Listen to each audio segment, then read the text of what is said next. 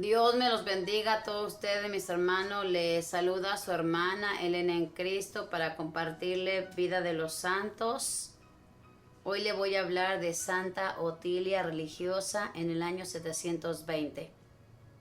Vamos a pedirle a Santa Otilia que ruegue por todos los niños abandonados, por todos los niños que sus papás no les quieren y que incluso quieren abortar, para que se den cuenta que cuando papá Dios envía un bebé a ese vientre es porque Él tiene planes perfectos. Si usted gusta pedirle algo a Santa Otilia, puede hacerlo con toda confianza, hablando con ella o escribiendo su petición por medio de YouTube. Vamos a leer su historia, deseosos de aprender algo de su vida para imitar su ejemplo. Y leemos esta historia en el nombre del Padre, del Hijo y del Espíritu Santo. Amén. Esta es la santa patrona de Alsacia, una provincia muy famosa de Francia, que tiene como capital a Estrasburgo.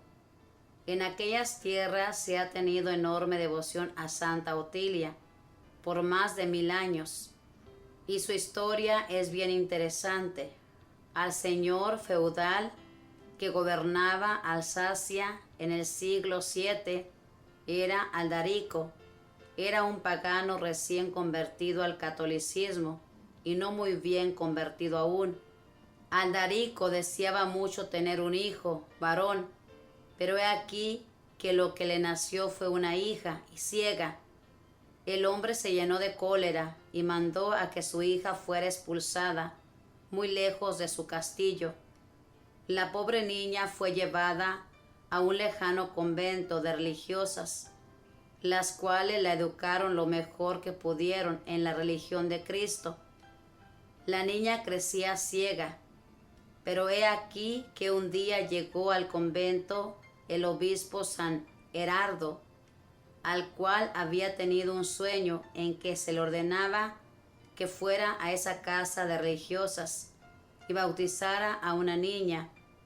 Le presentaron a la cieguita y el santo, al bautizarla, le puso el nombre de Otilia, que significa luz de Dios, y al administrarle el sacramento le dijo: que se te abran los ojos de tu cuerpo, como se te han abierto los ojos de tu alma, y la niña recobró milagrosamente la vista. El santo obispo fue donde el papá de Otilia a pedirle que la aceptara en su casa, ya que era hija suya, pero el otro no quería de ninguna manera. Afortunadamente el hijo varón y hermano menor de Otilia, Hugo, intercedió ante su padre, y éste, aunque de muy mala gana, permitió que la muchacha volviera al castillo, más como sirvienta que como hija. Y sucedió que Aldarico empezó a notar que su hija era tan santa, tan caritativa, tan bondadosa con todos, que se encariñó grandemente con ella y la quiso con un amor fraternal que nunca antes había sentido. Y el papá se propuso casarla con un gran señor alemán para que llegara a ser una princesa muy importante.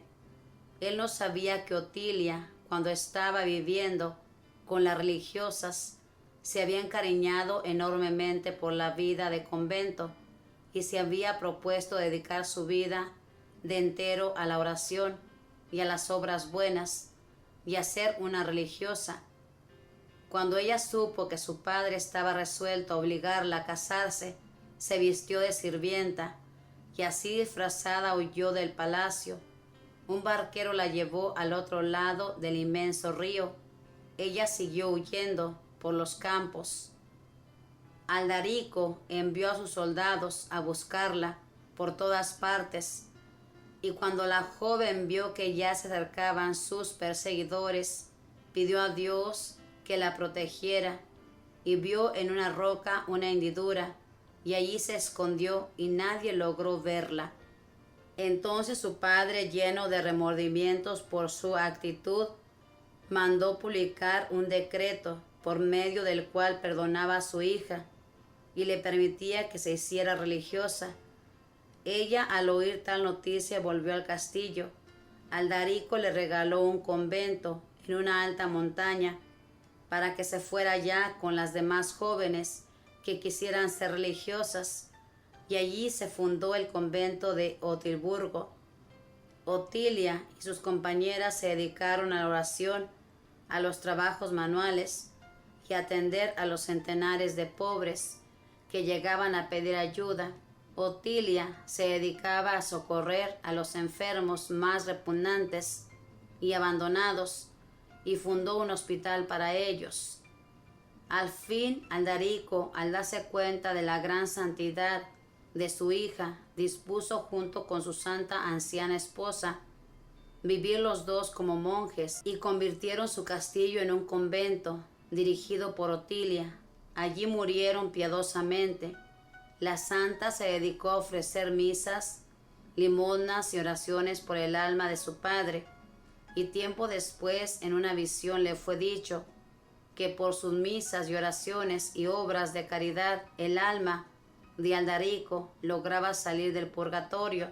Después de dedicarse por muchos años a la oración y a prestar ayuda a los enfermos y pobres, Otilia descansó en paz en el año 720. En su sepulcro empezaron a obrarse milagros y toda aquella región de Alsacia la proclamó como patrona.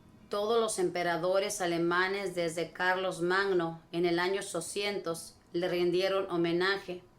El Papa San Leo IX y el rey Ricardo I de Inglaterra fueron en peregrinación a visitar su tumba.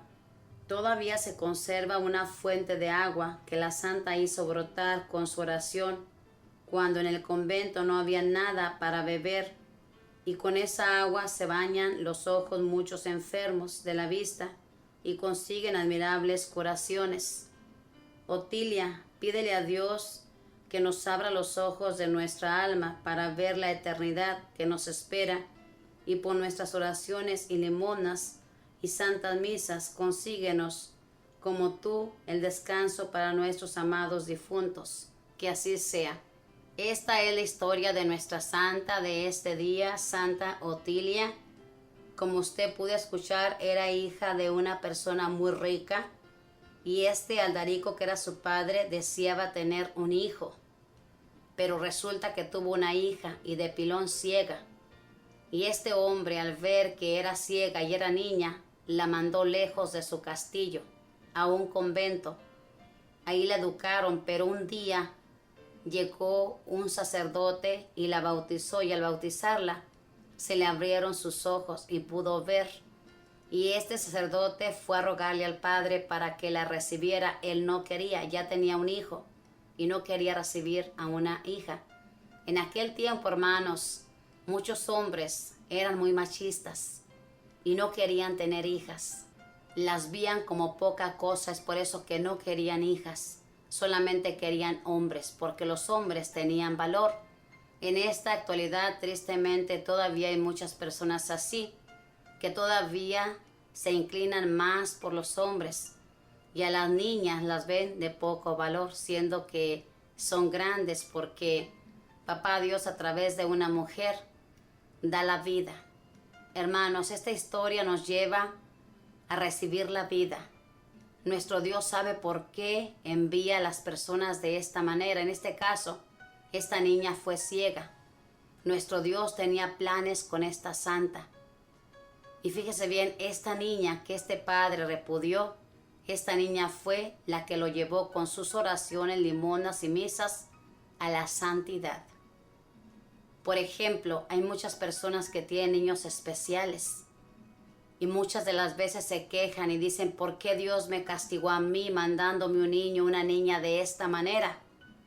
Yo le digo algo: Dios no le ha castigado, Dios le ha bendecido al mandarle una criatura así, porque usted sabía que esos niños especiales son para padres especiales, y esos niños son angelitos que Dios ha mandado desde el cielo, porque esos niños no cometen pecado, su mente está en el cielo.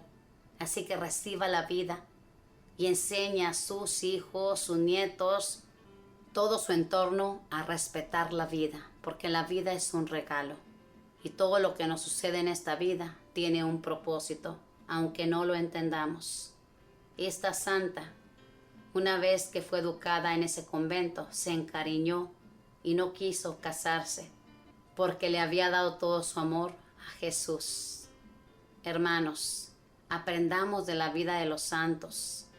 Nos dan una gran enseñanza. Esta muchacha, siendo rica, porque cuando fue llevada, vivió en ese palacio, siendo rica, siempre pensó en los demás. Nunca pensó en ella misma, sino en ayudar a aquel que necesitaba. Es por eso que nuestros santos agradaron a Dios enormemente. Le invito a que sigamos leyendo Vida de los Santos porque vamos a aprender grandemente. A lo menos a mí me da una fuerza grande para seguir caminando en esta vida. Que la Madre del Cielo le proteja, que los arcángeles y los ángeles cuiden su caminar y sigamos leyendo con devoción y con amor. Bendiciones.